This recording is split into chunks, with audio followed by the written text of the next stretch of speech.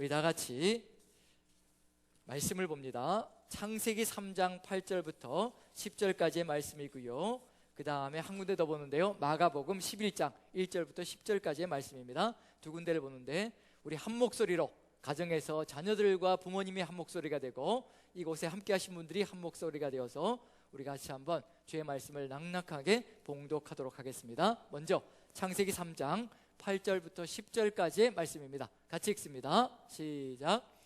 그들이 그날 바람이 불 때 동산에 거니시는 여호와 하나님의 소리를 듣고 아담과 그의 아내가 여호와 하나님의 낯을 피하여 동산 나무 사이에 숨은지라. 여호와 하나님이 아담을 부르시며 그에게 이르시되 내가 어디 있느냐? 이르되 내가 동산에서 하나님의 소리를 듣고 내가 벗었으므로 두려워하여 숨었나이다. 아멘. 우리 마가복음 11장 1절부터 10절까지의 말씀 같이 봉독합니다. 같이 시작. 그들이 예루살렘에 가까이 와서 감람산 벳바게와 베다니에 이르렀을 때 예수께서 제자 중 둘을 보내시며 이르시되 너희는 맞은편 마을로 가라. 그리로 들어가면 곧 아직 아무도 타보지 않은 나귀 새끼가 매여 있는 것을 보리니 풀어 끌고 오라. 누가 너희에게 왜 이렇게 하느냐 묻거든 주가 쓰시겠다 하라. 그리하면 즉시 이리로 보내리라 하시니 제자들이 가서 본즉 나귀 새끼가 문 앞 거리에 매여 있는지라. 그것을 푸니 거기 서 있는 사람 중 어떤 이들이 이르되 나귀 새끼를 풀어 무엇하려느냐 하매 제자들이 예수께 이르되 이르신 대로 말한대 이에 허락하는지라. 나귀 새끼를 예수께로 끌고 와서 자기들의 겉옷을 그 위에 얹어 놓음에 예수께서 타시니 많은 사람들은 자기들의 겉옷을, 또 다른 이들은 들에서 벤 나무 가지를 길에 퍼며 앞에서 가고 뒤에서 따르는 자들이 소리 지르되 호산나 찬송하리로다. 주의 이름으로 오시는 이여 찬송하리로다. 오는 우리 조상 다윗의 나라여 가장 높은 곳에서 호산나 하더라. 아멘. 아멘. 자, 오늘도 함께 하신 여러분들에게 감사드리고 오늘도 각 가정에서 또 이렇게 자녀들과 함께 예배 자리에 함께 하신 여러분들 모두를 환영하고 우리 축복합니다. 오늘은 우리가 주일인데 오늘은 종료주일로 우리가 같이 섬기고 있는 날입니다. 종료주일이라는 것은 예수님께서 예루살렘에 입성하시는 날인데 이제 이 종료주일과 더불어서 오늘 선악과 이야기를 같이 묶어서 가야 되는데요, 창세기의 내용과 공교롭게도 잘 맞아가지 않나라는 생각을 해봅니다. 왜냐하면 종료주일에 예루살렘에 예수님께서 입성하시는 것은 바로 창세기 3장의 이 사건과, 즉 선악과 사건과 떼려야 뗄 수 없는 그런 상관관계 속에 들어가 있습니다. 그런 점에서 종료주일의 의미를 우리 창세기와 더불어서 같이 연결시켜가며 구약 전체와 신약으로 연결시켜서 같이 한번 살펴본다면 예수님의 예루살렘 입성이 어떠한 의미를 가지고 있는 것인가, 그런 것들도 더 깊이 있게 한번 나눠볼 수 있지 않을까 싶습니다. 저번 주에 저희가 나누었던 것이요, 선악과의 실체에 대해서 같이 말씀을 나눴습니다. 선악과의 세 가지 특성을 이야기했는데요, 우리 가정에서도 저번 주에 같이 예배에 참석했던 분들 같이 다 기억하시리라 생각되고요, 선악과의 세 가지 특징, 세 가지 매력, 거기에 인간들이 우리가 빠져들고 지금도 변함없이 인생들은 끊임없이 선악과의 세 가지 유혹 속에 세상 속에서 살아가는 사람들도, 또 하나님을 믿는다 하면서 따라가고 있는 그리스도인들도 때로 이 선악과에 무참하게 처참하게 무너질 때가 참 많습니다. 그게 뭐냐면 먹음직도 하고 보암직도 하고 지혜롭게 할 만큼 탐스러운 것, 이 세 가지에 어쩌면 그렇게도 인생들은 그 수천 년의 세월 동안 처참하게 무너지고 쓰러져 왔는지, 지금도 그것은 변함없이 사단은 지금도 인생들 앞에다 이 선악과의 매력을 집어넣으면서요, 던져주면서 이 세 가지에 빠져들게 만들어가는 것이 바로 사단의 유혹 속에 지금도 들어가 있다는 것. 사단은 지금도 이것을 가지고 흉기로 휘둘러대면서 우리 인생들을 무너뜨리고 있다는 것은 분명합니다. 자, 먹음직도 하고 보암직도 하고 지혜롭게 할 만큼 탐스럽다, 이것을 다른 말로 바꾸면 육신의 정욕과 안목의 정욕과 이생의 장악일 겁니다. 이 세 가지가 지금도 우리를 유혹 속에 빠뜨리는데, 그 대표적인 것을 뭐라고 한 가지로 딱 집어서 얘기하면 뭐가 될 것이라고 21세기에 이것과 연결될 것이라고 말씀드렸냐면요, 바로 돈이 바로 육신의 정욕과 안목의 정욕과 이생의 자랑을 다 채워줄 수 있을 것 같은, 그래서 돈이 바로 이 디모데 전서 6장에도 뭐라고 되냐면 돈을 사랑함이 일만 악의 뿌리다라고 분명히 기록되어 있습니다. 그러면 우리가 이런 생각을 해볼 수가 있습니다. 아니, 돈이 왜 나쁩니까? 지금 코로나 사태로 인해서 세계 경제가 무너져 가고 있는 이 상황 속에, 지금 삶의 어려움들이, 경기가 이렇게 무너진 상황 속에서 돈이 있어야 살아갈 수 있지 않습니까? 세상 사람도 돈이 있어야 살아갈 수 있고, 바로 우리 그리스도인들도 똑같지 않습니까? 이 시기에 돈이 있다면 좀 더 안정적으로 안심하고 이 위기를 극복해 나갈 수 있지 않습니까? 그런데 왜 돈이 일만하게 뿌리라고 얘기를 하는 겁니까? 여기서 얘기하는 건 뭐냐면요, 육신의 정욕과 안목의 정욕과 이생의 자랑, 그 다음에 먹음직도 하고 보암직도 하고, 그리고 지혜롭게 할 만큼 탐스러운 것이 나쁜 이유가 한 가지 있는 것이 뭐냐면요, 거기에 들어가 있지 않은 것 때문에 나쁘지, 그것만 들어가 있다면 이것을 가장 아름답게 사용할 수 있을 겁니다. 돈도 역시 마찬가지입니다. 이 육신의 정욕, 안목의 정욕, 이생의 자랑 속에 이것이 누구로부터 쫓아온 것이 아니기 때문에 문제가 되느냐면요, 하나님께로부터 온 것이 아니기 때문에 문제가 된다는 겁니다. 만약에 하나님의 뜻 안에 있다면요, 이 모든 것들은 아름답게 사용될 수 있을 겁니다. 돈도 역시 마찬가지입니다. 돈이 하나님 없이 돈을 쌓아놓는다면 이것은 악의 원흉이 되겠지만요, 하지만 하나님과 함께 돈을 모아간다면요, 이 돈은 뭐가 될 것이냐면요, 세상을 살리는 아름다운 도구가 될 겁니다. 세상을 풍요롭게 만드는 도구가 된다는 겁니다. 육신의 정욕과 안목의 정욕과 이생의 자랑이 나쁜 이유가 뭐냐면 하나님께로부터 쫓아온 것이 아니기 때문에 문제라는 겁니다. 하나님의 은혜 안에 있고 하나님의 뜻 안에 있다면요, 돈도 가장 아름답게 사용되어질 수 있고, 그 다음에 다윗에게 이웃집 아내였던 밧세바가 문제였던 것은 이웃집 아내가 문제라는 것이 절대 아니라는 겁니다. 하나님의 뜻 없이 이웃집 아내를 바라볼 때 육신의 정욕이 싹 도온다면요, 하나님의 말씀과 뜻 안에서 이웃집 아내를 바라본다면요, 같은 믿음의 동지가 될 수 있고, 그리고 기도의 동역자가 될 수 있다는 겁니다. 우리와 같이 한마음이 될 수 있는 믿음의 사람들로 서나가며 서로를 북돋워주고 후원해 줄 수 있는 귀한 동지들이 될 수 있다는 점에서 하나님의 뜻 안에 있을 때와 뜻 안에 있지 않을 때가 얼마나 달라지는지 보라는 겁니다. 문제는 어디에 있지 않기 때문이냐면요, 하나님의 마음속에 하나님의 뜻 안에 있지 않는 것이 문제이지 세상의 정욕과 육신의 정욕과 안목의 정욕, 이것이 문제라는 것은 아닙니다. 이 모든 것들이 주님 은혜 안에 있고 뜻 안에 있다면 아름답게 사용되어질 수 있을 것이라는 것, 그런 점에서 지금 이 세상에 있는 선악과의 유혹은 딴 게 문제가 아니라 바로 하나님의 뜻 안에 있지 않은 그런 것이 문제라는 겁니다. 아담과 하와가 왜 선악과의 매력 속에 빠져들었는가? 그 이유는 딱 한 가지입니다. 누구처럼 되고 싶은 것이었던가요? 하나님 같이 되고 싶은 겁니다. 하나님 같이 되고 싶은 겁니다. 하나님의 종이 되어서 하나님의 자녀가 되어서 하나님의 뜻을 이루며 하나님께 순종하며 살아가겠다는 그런 결단과 의지가 아니라 하나님 같이 되어서 내가 한번 세상을 호령하며 내가 한번 내 마음대로 내 뜻을 이루며 내 주장을 펼치며 살아가겠다는 그런 의지를 가지고 선악과를 따먹었던 것, 그것이 바로 인간을 망치는 길이었다는 것을 분명히 보여주고 있는 중이거든요. 아담과 하와가 지금 걸어가고 있는 길이 뭐냐면 하나님같이 되어서 하나님의 뜻을 저버리는 길로 가고 있다는 것, 그것이 바로 이제 원죄라는 것, 하나님과의 모든 것이 끊어져가는 그런 안타까운 일이 벌어졌다는 것을 보여주고 있는 중입니다. 그런 점에서 이제 선악과의 매력에 빠졌다는 것, 실체의 매력에 빠졌다는 것, 그건 뭐가 되느냐면요, 이제 뭔가 결과가 드러날 것이라는 것을 보여주고 있는 겁니다. 선악과의 매력에 빠지는 것이 왜 문제가 되는가? 하나님을 떠난 것이고요, 하나님을 떠나는 그 순간에 뭔가 삶의 결론이 달라진다는 겁니다. 그래서 문제라는 겁니다. 선악과를 따먹은 것 자체가 문제가 아니라요, 이제 그때부터 벌어질 일이 무엇인지, 그것이 인생을 망치는 길이 된다는 것, 그걸 이제 우리가 분명하게 봐야 될 필요가 있습니다. 예수님께서 예루살렘에 입성하시는 것도 왜 입성을 하시는가? 선악과로 인해서 발생되어진 그 모든 것들을 다 끊어내기 위해서 예루살렘에 입성하시는 겁니다.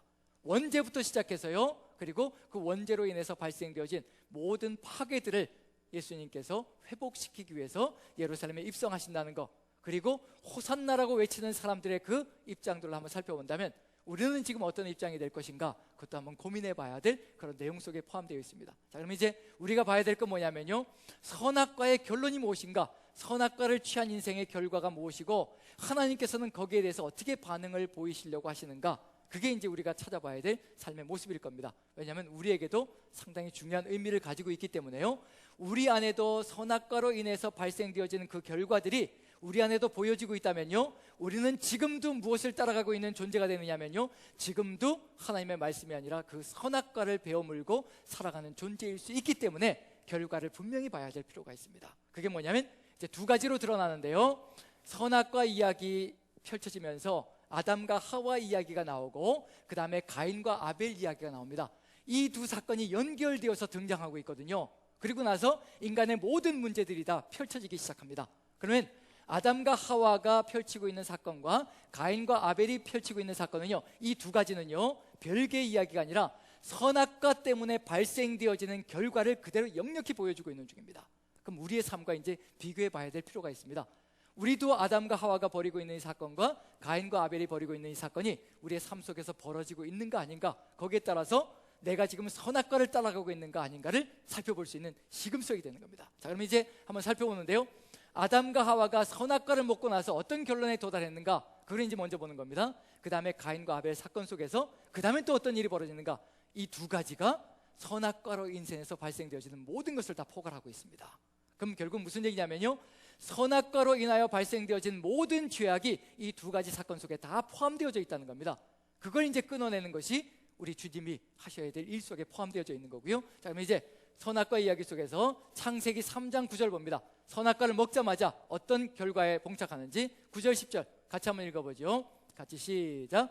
여호와 하나님이 아담을 부르시며 그에게 이르시되 내가 어디 있느냐, 이르되 내가 동산에서 하나님의 소리를 듣고 내가 벗었으므로 두려워하여 숨었나이다. 선악과를 먹자마자 이런 결과에 봉착하게 됩니다. 이게 뭐냐면 선악과를 먹을 때 발생되어지는 죄악이라는 것을 보여주고 있는 중입니다. 첫 번째 죄악이 뭐냐면 이거라는 겁니다. 9절 10절. 자, 어떤 내용이냐면요, 하나님께서 아담을 부르십니다. 근데 아담은 어디 있냐면요, 숨어 있는 중입니다. 그런데 숨어 있는 그 아담, 선악과를 따먹고 벗은 줄 알고 이제 숨었습니다. 나무 뒤에 숨어 있는데, 옷을 해입고요, 숨어 있는데 하나님께서 말씀하십니다. 아담아, 아담아, 내가 어디에 있느냐라고 질문하십니다. 하나님께서 왜 이 질문을 하시는 걸까? 아담이 어디 있는지 모르시고 이 질문을 하시는 걸까? 여호와의 눈은요 천하를 다 두루 감찰하시며 자신을 향하여 전심으로 나오는 자를 하나님께서 기뻐하시고 바라보신다고 얘기하셨습니다. 즉 우리의 중심을 보시는 하나님이신 거예요.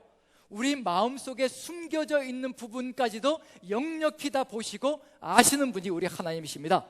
그런데 고작해야 나무 뒤에 숨어있는 아담이 안 보이셔서 내가 어디 있느냐라고 질문하시는 분이 우리 하나님이실까? 절대 그런 질문의 내용이 아니라는 겁니다.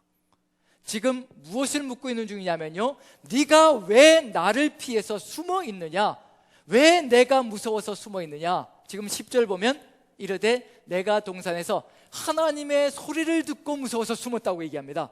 지금까지 이런 일이 없었습니다. 인간의 삶 속에서요. 동산에서 하나님과 인간이 함께 거닐며 대화를 나누었던 삶을 살아갔던 것이 인간의 모습이었거든요. 죄가 없을 때는 그랬습니다. 그런데 죄가 들어오니까, 하나님을 거역하는 선악과를 따먹고 나니까 하나님의 소리만 들리면 무서워서 숨는 안타까운 일이 벌어지기 시작합니다. 두려워지기 시작합니다. 우리도 어렸을 때 이런 경험을 해본 적이 있으시죠? 아빠 엄마가 아버지 어머니께서 하지 말라고 했던 일을 궁금하니까 호기심 때문에 했습니다.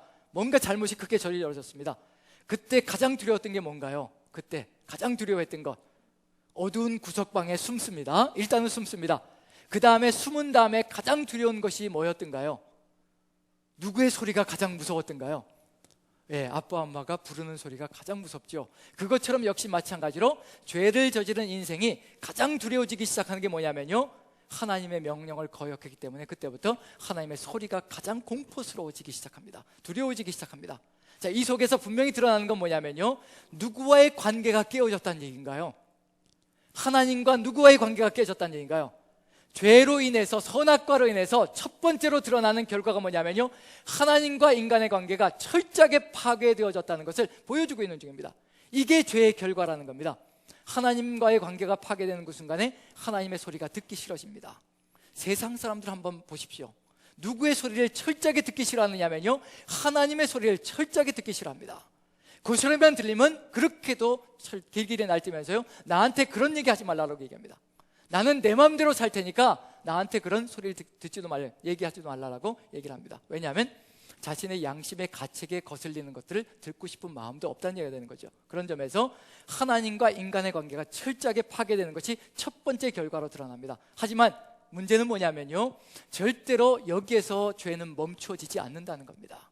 하나님과 인간의 관계가 파괴되는 그 순간에요, 자동적으로 어디로 연결되어지게 되어 있냐면요, 그 다음 단계로 나가게 되어 있습니다. 누구와의 관계 파괴일까요?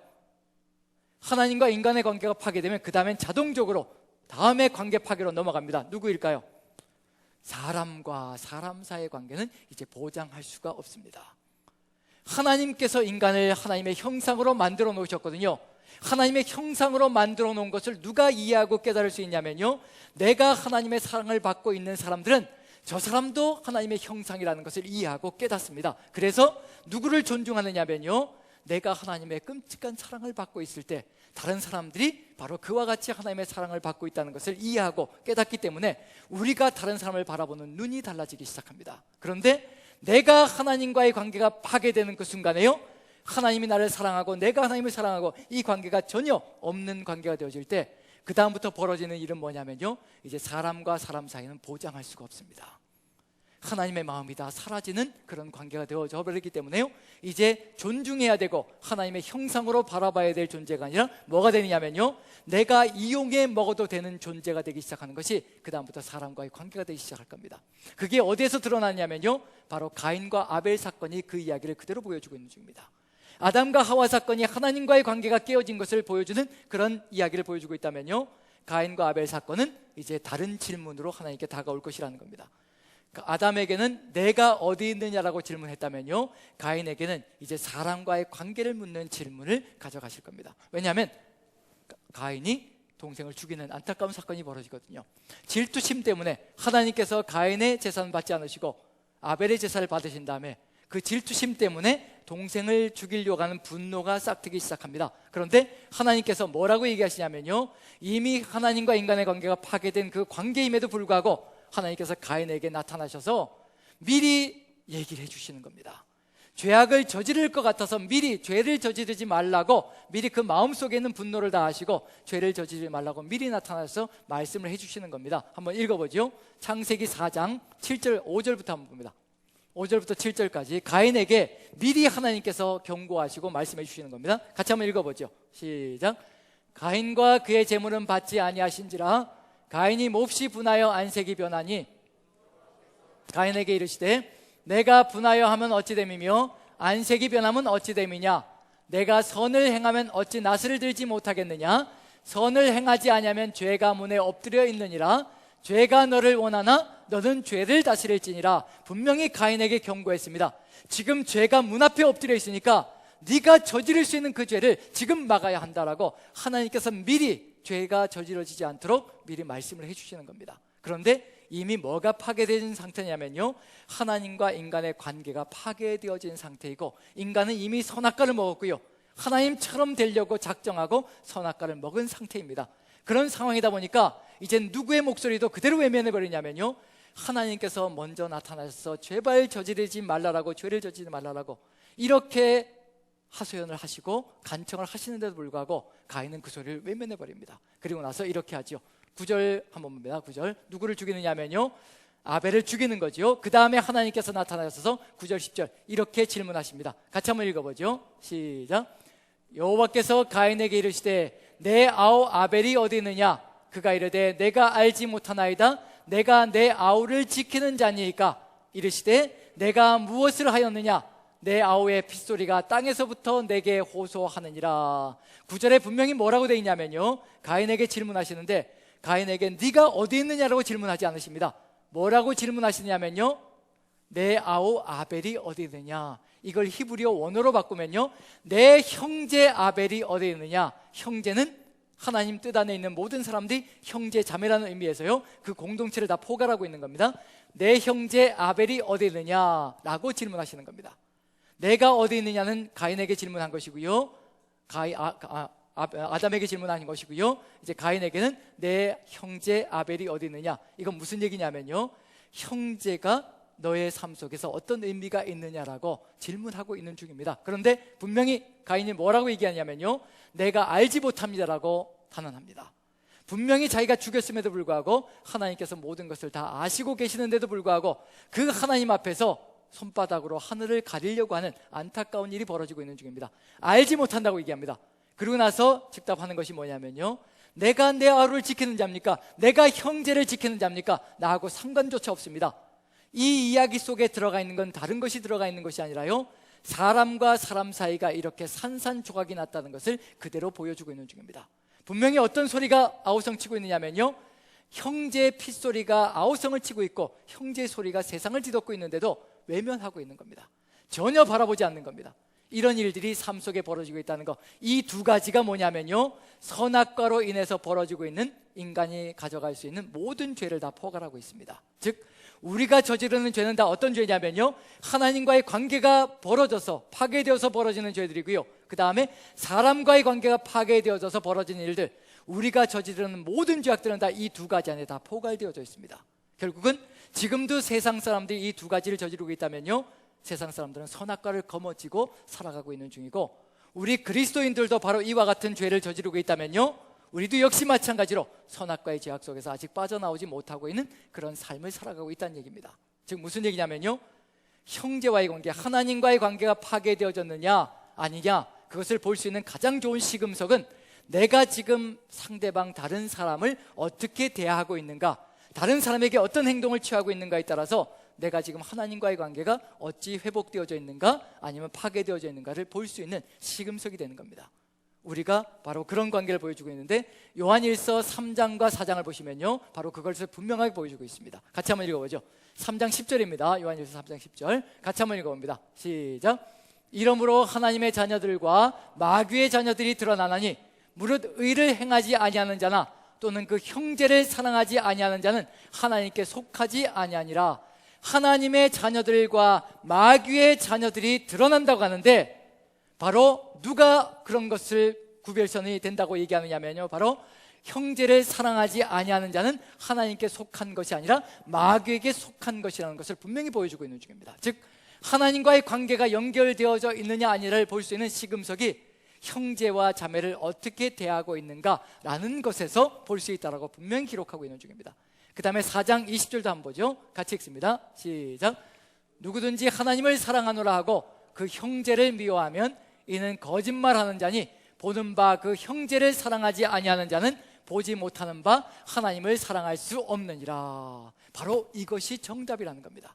형제를 사랑하고 있는 자는 하나님을 사랑하고 있는 것이고, 형제를 외면하고 미워하고 그리고 도태시키고 있고 그리고 외면하고 그리고 뿌리치고 있다면요, 그것 자체가 뭐라고 얘기하고 있는 중이냐면요, 하나님과의 관계가 파괴되어져 있는 것이라는 것을 증거하고 있다는 거 분명히 얘기하고 있는 중입니다. 그럼 결국 무슨 얘기냐면요, 이 두 가지, 하나님과 인간의 관계 또 사람과 사람의 관계, 선악과는 무엇을 철저하게 파괴시키느냐면요, 하나님을 떠나서 하나님같이 되기 위해서 선악과를 취하는 그 순간에 하나님과의 관계가 파괴되고 사람과의 관계가 철저하게 망가져 버린다는 것, 그것이 분명히 드러나고 있다는 것을 보여주고 있는 중입니다. 그러면 이제 무엇을 하셔야 될 것인가? 이제 회복밖에 남아있는 것이 없습니다. 하나님께서는 이렇게 파괴되어진 것을 회복시키시기 위해서 끊임없이 애쓰시는 하나님이시라는 겁니다. 그래서 종료주일에 예루살렘에 입성하시는 것도 무엇을 하시기 위해서 입성하시는 거냐면요, 이렇게 철저하게 망가지고 파괴되어진 것을 회복시키기 위해서 입성하시는 겁니다. 그걸 우리가 인식하지 못한다면 창세기와 마가복음, 마태복음은 다 연결이 안 되는 것으로, 안타깝게 서로 분리되는 것으로 이해할 수 있다는 얘기거든요. 하지만 예수님께서 예루살렘에 입성하시는 것은 바로 이러한 모든 파괴되어진 것들을 완벽하게 회복시키고 완벽하게 새롭게 만드시기 위해서 예루살렘에 입성하신다는 겁니다. 그게 바로 십자가지요. 십자가 안에서 모든 것이 해결될 것입니다. 그런데 안타까운 건 뭐냐면요, 바로 아담과 하와가 선악과 사건을 일으키고 하나님과의 관계, 가인과 아벨이 사람과의 관계가 파괴되어진 것을 보여주는 것은요, BC, 계산해 보니까 BC 4000년경입니다. 그럼 누가 오시기 전 4000년 전이냐면요, 예수님께서 오시기 전 4000년 전입니다. 그럼 예수님께서 오시기까지는 몇 년 더 기다려야 된다는 얘기인가요? 예수님께서 오시기까지는 이미 답은 다 말씀드렸거든요. 집에서도 우리 다 BC 4000년경에 아담과 하와 사건, 가인과 아벨 사건이 벌어졌습니다. 그럼 몇 년 뒤에 예수님께서 오신다는 건가요? 4,000년 뒤에 예수님께서 오신다는 겁니다. 그럼 4,000년 뒤에나 돼야 뭐가 벌어진다는 얘기냐면요, 이렇게 선악과로 인해서 파괴되어진 것이 회복될 수 있다는 얘기거든요. 그러면 어떻게 하겠어요? 4,000년 동안은 도대체 어떻게 하라는 얘기인가요? 그 4,000년 동안 어떻게 해야 될 것인가? 하나님의 계획이 분명히 있다는 겁니다. 그 4,000년의 기간 동안에도, 즉 예수님께서 오셔서 완전하게 모든 것을 회복시키시기 전까지는 이 4,000년의 기간 동안 비록 불완전할지라도, 완전하진 않습니다. 불완전할지라도 사람과 하나님과의 깨어진 관계, 사람과의 깨어진 관계를 그래도 그나마 유지시키고 지켜나가면서 회복의 길을 열어갈 수 있는 그런 창구를 열어가는 것이 반드시 필요하다는 얘기가 되는 거죠. 그러지 않으면요, 사람은 인생을 살아갈 수가 없습니다. 예수님께서 오셔서도 인간들이 알아볼 수도 없다는 얘기가 되는 거죠. 그래서 반드시 필요한 것이 뭐냐면요, 이제 하나님께서 계획하시는 회복의 역사입니다. 잠정적일지라도 예수님께서 오시기 전까지는 인간은 이렇게 부분적으로라도 회복하며 살아갈 수 있는 길을 열어가시게 하는 것, 그것이 우리 하나님의 마음속에 들어가 있다는 얘기거든요. 그게 바로 구약 성경이라는 겁니다. 그 구약 시대 때 하나님께서 누구를 선택하시냐면요, 하나님과의 관계를 회복해야 되잖아요. 그 다음에 사람과의 관계를 회복해야 되잖아요. 그러기 위해서 하나님께서 이제 사람들이 필요합니다. 그 사람들이 누구일까요? 그 사람들이 바로 아브라함부터 시작한 이스라엘 백성. 그래서 하나님께서 아브라함을 불러내시고 이스라엘 민족을 만들어내시는 겁니다. 뭘 하기 위해서냐면요, 예수 그리스도께서 이 땅에 오실 때까지는 그래도 잠정적으로 조금이나마 불완전할지라도 회복을 맛보면서 살아가는 그런 역사가 필요하기 때문에 그렇습니다. 그게 우리 하나님의 마음이시거든요. 완전하진 않을지라도 그래도 회복시켜서 하나님의 백성으로 삼아 예수님이 오실 때까지 지키시기를 간절히 소망하시는 것, 그게 구약 성경 속에 가득히 들어차 있다는 것, 하나님의 마음이라는 겁니다. 그래서 아브라함이 선택되어졌고요, 그래서 이스라엘 민족이 부름을 받았습니다. 그럼 이스라엘 민족을 통해서 뭐가 회복되어져야 될 것이냐면요, 하나님과의 관계가, 그 다음에 사람과의 관계가 잠정적으로 일시적으로나마 예수님 오실 때까지는 부분적일지라도 회복되어져야 된다는 얘기거든요. 그래서 회복시키기 위해서 하나님께서 이스라엘 민족에게 주신 것이 있습니다. 이것을 가지고 살아가면 비록 부분적일지라도, 완전하지 못할지라도, 부분적일지라도 하나님과의 부서진 관계를 조금이나마 회복하고 사람과의 부서진 관계를 조금이나마 회복하며 예수 그리스도께서 오실 때까지 살아갈 수 있을 것이라, 그래서 이스라엘 민족에게 주신 것이 있습니다. 그게 뭘까요? 바로 율법이라는 겁니다. 율법. 그게 율법의 핵심입니다. 예수님께서도 분명히 얘기하시잖아요. 율법의 가장 큰 계명이 무엇입니까? 구약의 율법이 613가지인데요 그 613가지의 계명 중에서 가장 큰 계명, 가장 중요한 계명, 핵심적인 내용이 무엇입니까? 라고 묻자 예수님께서 이런 지하에 대답하시잖아요. 첫째는 바로 무엇이라고 얘기하나요? 내 몸과 마음과 정성을 다하여 주 너의 하나님을 사랑하라, 이것이 크고 첫째 되는 계명이요, 둘째도 이와 같으니 내 이웃을 내 몸과 같이 사랑하라 하신 것에 율법의 모든 강령이니라 라고 얘기해 주셨습니다. 그 얘기는 뭐냐면요, 이 율법 안에 하나님 사랑과 이웃 사랑의 길이 들어가 있다는 겁니다. 즉 하나님과의 관계를 잠정적으로 회복할 수 있는 길이 율법 안에 들어가 있고, 그 다음에 사람들과의 부서진 관계를 잠정적으로 예수님 오실 때까지 회복시켜 나갈 수 있는 길이 바로 거기에 있다는 것을 보여주기 위해서 이스라엘 민족에게 율법을 주시는 겁니다. 그럼 이 율법이 결국 누구에게서 마침이 되어야 된다는 얘기냐면요, 예수 그리스도께로 나가야 마침이 되고 완성이 된다는 것, 그걸 보여주고 있는 겁니다. 바울 사도는 그걸 완벽하게 알고 있었던 사람입니다.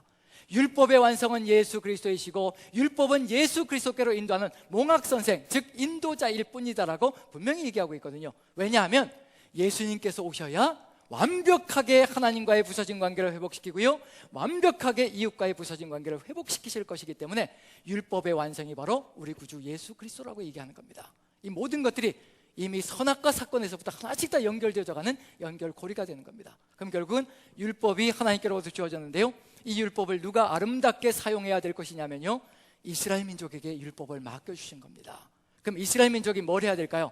이 율법을 가지고 자신들만 하나님의 뜻을 받들어가는 그런 백성이 되는 것이 아니라 하나님께서 세워주신 가나안 땅에서 하나님의 뜻을 아름답게 이루어가는 역사가 펼쳐져야 될 것인 거. 그래서 뭘 회복해야 된다는 얘기냐면요, 이거 우리 율법의 핵심적인 내용을 한번 살펴보죠. 십계명을 가지고 한번 봅니다. 십계명을 한번 보시죠. 십계명이 10가지인데요 전반부와 후반부로 나뉘어지면서 이게 바로 율법의 핵심적인 내용이라고 볼 수가 있는데, 전반부 1번부터 4번까지가 누구의 사랑을 얘기하는 건가요? 나 외에 다른 신 있게 하지 말고, 우상을 만들지 말고, 여호와 이름을 망령되이 일컫지 말고 안식일을 지키라. 다 누구와의 관계를 회복시키기 위해서 이렇게 명령을 내리시는 건가요? 하나님과의 관계를 회복시키기 위해서. 그런 것들을 하지 않아야 하나님과의 부서진 관계를 회복시켜 놓을 수 있을 것이라고 얘기해 주시는 겁니다. 그 다음에 5번부터 10번까지는요, 부모를 공경하라, 살인하지 말라, 간음하지 말라, 도둑질하지 말라, 거짓 증거하지 말라, 이웃의 것을 탐내지 말라.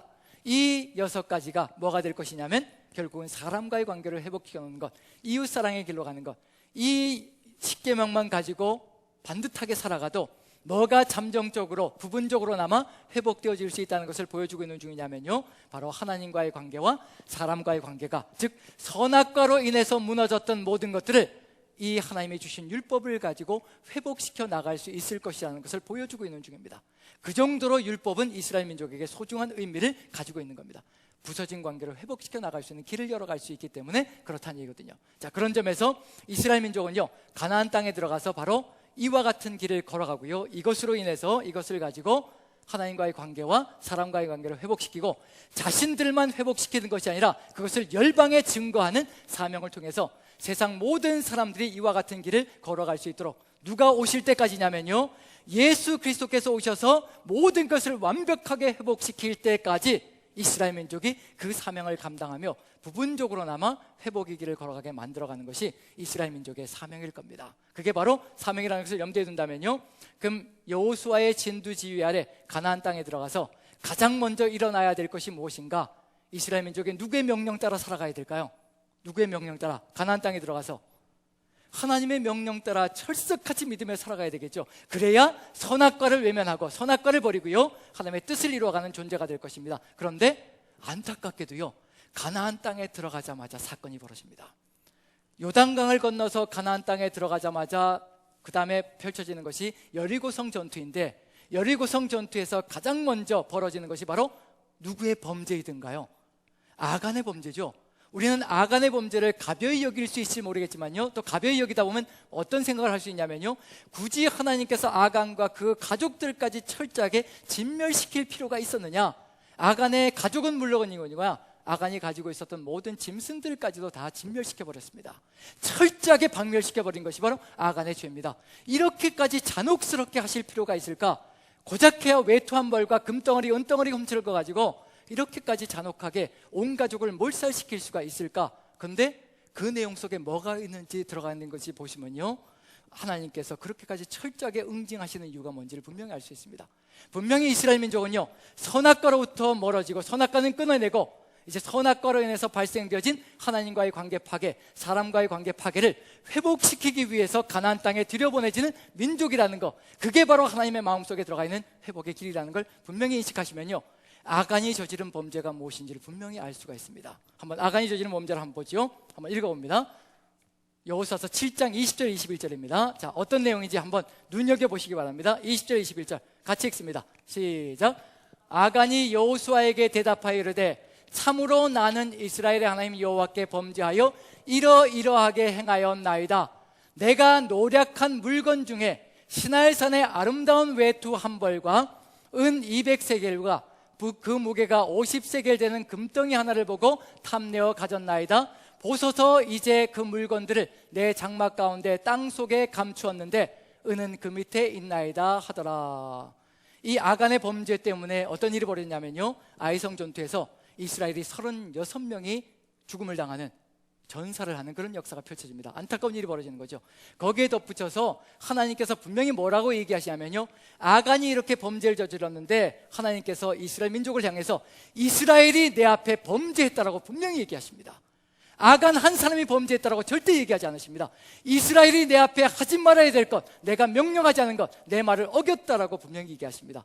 이스라엘이라고 분명히 명명하십니다. 분명히 아간 한 명이 범죄했는데요, 모든 이스라엘이 통칭되어져서 모두가 범죄한 것으로 모두가 징벌을 받는 역사가 펼쳐집니다. 분명히 아담 한 명이요 선악과를 따먹었는데 모든 사람들이 인류가 다 범죄한 것으로 통칭되어집니다. 대표성이라는 겁니다. 대표성. 그게 무서운 것이라는 겁니다. 자, 그러면 21절을 보면요, 요락한 물건 중에 시날산의 아름다운 외투 한 벌, 은 200세겔, 그 무게가 50세겔 되는 금덩이 하나. 이게 도대체 무슨 의미를 가지고 있는 걸까? 이게 뭘까? 그 다음에 나오는 세 단어가 바로 이것이 무엇인지를 밝혀줍니다. 뭐라고 얘기하냐면요, 내가 보고 탐내어 가졌나이다. 보고 탐내어 가졌나이다. 여자가 그 나무를 본즉, 그리고 지혜롭게 할 만큼 탐스럽고 내가 그것을 따서 먹었다라고, 가졌다라고, 취했다라고 얘기하는 것, 그 순서와 이 순서가요 하나도 어김없이 똑같이 진행됩니다. 보고 탐내어 가졌나이다. 이게 무슨 사건이라는 얘기인가요? 다른 사건을 얘기하는 것이 아니라요, 이게 바로 선악과 사건이 또 일어나고 있다는 것을 그대로 역력히 보여주고 있는 중입니다. 한번 선악과 사건과 비교해 보죠. 그 다음 도표를 보시면요, 아간의 범죄를 보시면요, 시날산 아름다운 외투 한 벌, 은 200세겔, 50세겔 되는 금덩이가 나왔고요, 세 가지가 나와 있는데, 내가 보고 탐내어 가졌나이다. 히브리어를 보십시오. 보고 라, 탐내어 하마드, 가졌나이다 라카흐. 그런데 그것이요, 선악과, 여자가 그 나무를 본즉, 라가 히브리어 언어고요, 지혜롭게 할 만큼 탐스럽다, 탐난다, 하마드란 단어고요, 그 다음에 그 열매를 따다, 라카, 취하다, 가졌다, 똑같은 단어입니다. 이게 바로 무슨 사건을 그대로 연결시키고 있는 중이냐면요, 가나안 땅에 들어가서는 선악과를 없애고 인간과의 파괴 등 하나님과의 관계 파괴, 사람과의 관계 파괴, 선악과로 인해서 발생되어진 모든 관계 파괴를 회복의 길로 가게 만들어야 될 이스라엘 민족이 뭘 하고 있는 중이냐면요, 또다시 어디에 빠져들고 있다는 얘기인가요? 또다시 선악과의 유혹에 들어가자마자 선악과의 유혹에 빠져들고 있다는 얘기입니다. 그럼 어디로 갈 수 있기 때문에 아간의 가족을 철저하게 진멸하느냐면요, 4번으로 갈 수 있기 때문에 그렇습니다. 그 여자가 남편에게도 주매 그도 먹은지라. 이제 어떤 일이 벌어질 수 있다는 얘기냐면요, 아간이 수많은 이스라엘 민족들에게 그 모든 것, 이 탐나는 것, 이 아름다운 것, 이 좋은 것을 전달함으로 말미암아 주변 이스라엘 민족들도 다 유혹에 빠져들 수 있는 길이 열려갈 수 있기 때문에 철저하게 응징하는 겁니다. 완전하게 제거해버리는 겁니다. 이렇게 제거하지 않으면요, 선악과는 또 살아서 움직일 겁니다. 그렇기 때문에 하나님께서 잔혹하리만치 철저하게 응징을 하는 이유는 뭐냐면, 더 이상 뭐가 발생되지 않아야 되냐면요, 새로운 땅에 들어간 겁니다. 하나님께서 아담과 하와에게 에덴 동산을 주었다면요, 이제 이스라엘 민족에게 가나안 땅, 새로운 땅을 주고 이 가나안 땅을 에덴 동산으로 회복시켜 가라고 그 땅을 허락해 주셨는데, 그 땅에 들어가자마자 선악과가 움직이기 시작한다면요, 또다시 무너지게 되는 겁니다. 또다시 이스라엘이 무너지면요, 또다시 이스라엘 민족을 탄생시키고 하나님의 백성을 세워놓기까지 수천 년의 세월이 또 걸립니다. 하나님의 구원 역사가 또 2000년의 세월이 밀려가는 안타까운 역사가 펼쳐지는 겁니다. 그래서 이 죄가 펼쳐지자마자 그 자리에서 응징합니다. 아간의 범죄는 바로 그런 이유가 있기 때문에 하나님께서 잔혹하리만치 강력하게 처단해버리고요, 그래서 깨끗하게 씻어내는 역사가 펼쳐지는 겁니다. 그래야만 새롭게 출발할 수 있는 길을 열어갈 수 있기 때문에 때로는 하나님께서 우리에게 잔혹하게 대할 때가 있습니다. 하지만 그 이유까지도 우리가 분명하게 안다면요, 우리는 하나님을 이해할 수가 있을 겁니다. 세상 사람들은 하나님이 잔혹하다라고 얘기할지 모르겠지만 하나님의 뜻이 무엇인지 분명하게 깨닫기 시작하면요, 그 이유가 분명히 드러나기 시작합니다. 그것마저도 바로 우리를 위해서라는 것을 깨닫기 시작한다는 얘기입니다. 자, 이렇게 이스라엘 민족이 가나안 땅에 들어가서 선악과의 유혹에 무너지기 시작했는데 그것을 끊어냈고요. 그런데 결국 또 어떻게 됐나요? 결국 이스라엘 민족이 어디로 포로로 잡혀가나요? 아담과 하와가 에덴 동산에서 쫓겨났던 것처럼 이스라엘 민족 전체가 가나안 땅에서 쫓겨나서 이방 땅에 포로로 잡혀갔다는 얘기는 뭐냐면요, 똑같이 무엇에 무너지고 결국 무너지고 말았다는 얘기냐면요, 선악과에 무너지고 말았다는 겁니다. 하나님과의 관계 파괴, 사람과의 관계 파괴를 잠정적으로나마 예수님 오실 때까지 회복했어야 되는데 그것을 제대로 회복하지 못하고 결국은 이스라엘이 망하고 말았다는 것을 분명히 보여주고 있는 중입니다. 그것을 우리가 마음속에 새긴다면요, 이제 예수님께서 이 땅에 오시는 그 사건이 무슨 의미를 가지고 있는가, 그 다음에 지금 예루살렘에 입성하고 있는 이 사건은 도대체 어떤 의미를 가지고 있는 것인가, 무엇을 없애야 된다는 얘기인가요? 무엇을? 바로 우리 안에 있는 모든 관계 파괴를 회복시키시고 그 다음에 선악과를 완전히 무너뜨리시고 깨버려야 된다는 그런 의미가 그 안에 들어가 있는 겁니다. 그걸 위해서 들어오시는 겁니다. 왜냐하면요, 끊임없이 이스라엘 민족을 구원해주고 또 구원해줬는데 결국은 어디에 무너졌다는 얘기냐면요, 계속해서 선악과에 또 무너지고 또 무너지고 또 무너지고 이런 안타까운 역사가 벌어졌습니다. 이제 완전하게 예수님께서 인간의 죄를 없애지 않으신다면 우리는 끊임없이 어디로 반복될 거냐면요, 또다시 죄 가운데 거하는 안타까운 역사가 펼쳐지고 말 겁니다. 그래서 예수님께서 예루살렘에 입성하시는 이유는 뭐냐면요, 입성하시는 이유, 종료주일의 의미는 뭐냐면 예수님께서 이제 더 이상 선악과를 자시할 수 없고 원죄를 그대로 놔두실 수가 없으셔서 그 인간의 원죄를 해결해 버리시고 끝장내 버리시고 더 이상의 파괴로 안 들어가게 하시려고 예루살렘에 입성하시는 겁니다. 그런데 사람들이 호산나라고 외쳐댑니다. 호산나라고 외쳐대는 거죠. 이게 어떤 의미를 가지고 있을까? 예수님의 마음을 제대로 이해하고 있을까? 한번 여러분들 판화를 한번 보시죠. 독일의 예술 작가가요, 판화를 만들었는데 한번 보시죠. 종료주일에 대한 주의 입성이라는 제목으로 판화를 만들었습니다. 한번 잘 살펴보시면 뒤에서 이렇게 큰 소리 치면서, 그리고 예수님을 환영하는 인파들이 아주 대대적으로 환영하고 있습니다. 그리고 밑에 뭐 옷도 깔고요, 여러 가지 천도 깔고, 그리고 종려나무 가지를 흔들면서 예수님을 영접하는데, 그런데 눈여겨봐야 될 거 뭐냐면요, 사람들의 표정은 다 지워놨습니다. 그런데 한 가지 표정만큼은 살려놨습니다. 이게 이 작가의 날카로운 시선이라고 생각합니다. 누구의 표정을 살려놨냐면요, 예수님의 표정 하나는 살려놨습니다. 자, 표정이 어떠신가요? 우리 같으면 사람들이 저렇게 대대적으로 환영하고 환호하고 대대적으로 우리를 이렇게 인정하고 받아들인다면요, 그 자리에서 우리도 역시 마찬가지로 기뻐서, 그리고 환영하는 인파 속에 우리의 삶을 묻어갈 텐데, 요즘 정치인들이라면 저기에서 기뻐하며 날뛰면서 그럴 터인데 예수님의 표정을 살펴보면 어떤가요? 기뻐하시는 표정인가요? 아니면 담담하신가요? 담담하시면서 또 거기에 덧붙여서 제가 보기엔 슬픈 표정까지도 느껴집니다. 눈매가 내려오신 거 보면 이게 저는 예루살렘 입성에서 예수님의 표정이 아니었던가라고 저도 생각합니다. 지금 호산나라고 외쳐대는 사람들의 저 외침이 어떤 의미를 가지고 있는 것인가? 그 옛날에 했던 모든 외침들과 똑같다는 얘기입니다. 지금 당장 구원해 주소서가 호산나라는 뜻입니다. 호산나, 호산나는요, 지금 곧 구원하소서, 지금 곧 당장 구원해 주소서. 그게 뭐냐면요, 로마의 압박으로부터, 로마의 정복으로부터 우리 민족을 구해 주셔서 우리 이스라엘을 회복시켜 주시옵소서라고 간청하고 있는 것이 저 사람들의 외침소리입니다. 근데 예수님은요, 로마로부터 이스라엘을 구원하기 위해서 예루살렘에 입성하시는 것이 아니라 인간의 모든 죄로부터 회복시키기 위해서 예루살렘에 입성하고 계시다는 겁니다. 그 마음을 깨닫고 있는 사람이 한 사람이라도 있었는가? 12명의 제자들도 깨닫지 못했고요, 저 군중들도 예수님의 그 마음을 깨닫고 있는 사람들은 아무도 없었습니다. 그게 바로 종료주일의 안타까운 의미라는 겁니다. 오늘 이 시간에 예수님께서 예루살렘에서 입성하셨습니다. 나귀를 타고 입성하셨습니다.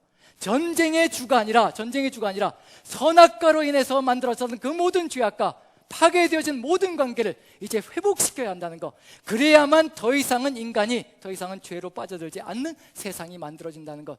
그래서 이 땅에 예루살렘에 입성하시는 그 순간인데, 우리는 모두 다 어떤 간청을 하고 있는 중이냐면요, 내 문제를 보십시오, 내 상황을 보십시오, 내가 이렇게 어렵고 힘겹습니다, 내가 이렇게 처절하게 무너져 있습니다, 내 삶을 좀 돌봐주시고 내 삶을 좀 회복시켜 주십시오. 죄 구무고 다 필요 없습니다. 세상 죄를 상하는 거 다 필요 없고 십자가에 달리는 거 다 필요 없고 내 몸 하나, 내 몸뚱아리 하나 편하게 좀 만들어 주십시오. 이게 우리의 갈망이라면요, 우리도 역시 똑같이 저들과 똑같은 무리 속에 포함되어진 존재가 될 겁니다. 예수님은 이미 창세기부터 시작되어진 인간의 그 뿌리 깊은 죄악성, 그 죄악을 해결하지 않으면, 만약에 그 죄악을 해결하지 않고 로마의 압제로부터 이스라엘 민족을 구해 놓는다면요, 또 100년, 200년 뒤에 똑같은 짓이 벌어지고요, 똑같은 죄악으로 빠져들어가서 똑같이 무너져 내리는 일이 벌어지고 말 것이라는 것을 이미 예수님은 아시고 계시는 겁니다. 구해주고를 몇 번을 반복했는지 구약 성경을 읽어보면요, 수십 번을 하나님께서 반복하신 일입니다. 죄에 빠지면 또 구해주시고, 죄에 빠지면 또 구해주시고. 그럼 결국은 죄가 해결되지 않는다면 절대로 인간은 구원의 희망조차 없다는 것을 너무도 잘 알고 계시는 분이 우리 주님이십니다. 그게 바로 종료주일의 의미라는 겁니다. 우리가 이 종료주일에 주님을 환영하는 인파 속에 들어간다면요, 우리만큼만은 내 삶의 모든 것을 내려놓고 주님께서 해결하신 그 모든 죄가 얼마나 감사한 것인가, 내가 더 이상 먹고 살 것이 없을지라도 지금 내 죄가 사함받은 것, 그것이 얼마나 엄청난 위력을 가지고 있는 것인가, 내가 영생을 누리는 존재가 되었고, 설사 이 육신적으로는 망하는 존재가 될지라도 질병과 모든 고통 가운데서 내 육신이 다 무너져가는 삶이 벌어질지라도 주님께서 내 죄를, 내 원죄를 해결해 주셨으므로 이제는 더 이상 죄가 없는 존재로 주님과 함께 하나 되어질 수 있는 존재가 되어졌다는 것, 그것이 바로 우리의 삶 속에 가장 큰 기쁨이 되고 가장 큰 보람이 될 수 있다면, 우리는 이 종료주의를 아름답게 주님과 함께 예루살렘에 입성하여 우리도 똑같이 주님의 우편과 좌편에 우리를 못 박고 주님과 함께 그 길을 걸어갈 수 있는 존재가 될 수 있을 것이라는 겁니다. 오늘 이 시간 주님이 입성하신 그 의미가 무엇인지, 그것은 바로 선악과 사건에 인간이 저지러 놓은 모든 죄를 해결하고, 하나님과 인간의 관계에 되어진 파괴들, 그 다음에 인간과 인간의 파괴되어진 관계들, 이 모든 것들을 완전하게 해결하기 위해서 십자가에 자신의 몸을 주시기 위해서 입성하신 것이라는 것을 우리가 가슴에 새기고, 우리도 그 동일하게 주님과 함께 예루살렘에 입성하여 다음 주에 부활하기까지 우리도 이 일주일의 시간 동안, 이 고난주일의 일주일의 시간 동안 주님과 함께 그 고난에 동참하여 우리 스스로를 주님과 함께 십자가에 못 박는 그런 삶을 살아감으로 주님과 함께 영광스럽게 다음 주에 부활하는 그런 역사가 있기를 간절히 축원드립니다. 기도하겠습니다. 사랑의 하나님, 주님께서 우리의 죄를 사하시기 위하여, 이미 창세기 태초부터 시작되어진 그 죄를 사하시기 위하여 이 땅에 오셨다는 것을 믿고 확신합니다.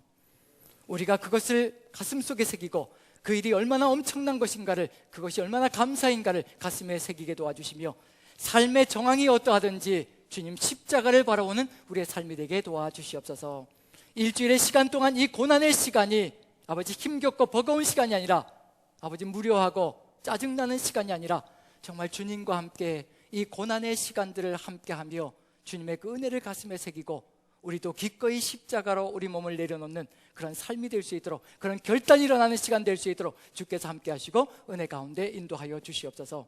주께서 가정에 있는 모든 분들, 그리고 또 이곳에 있는 모든 분들 한마음 되어서 주의 그 뜻 받들 수 있도록 이끌어 가실 줄로 믿고 우리 구주 예수 그리스도 존귀하시는 받들어 감사하며 기도합나이다.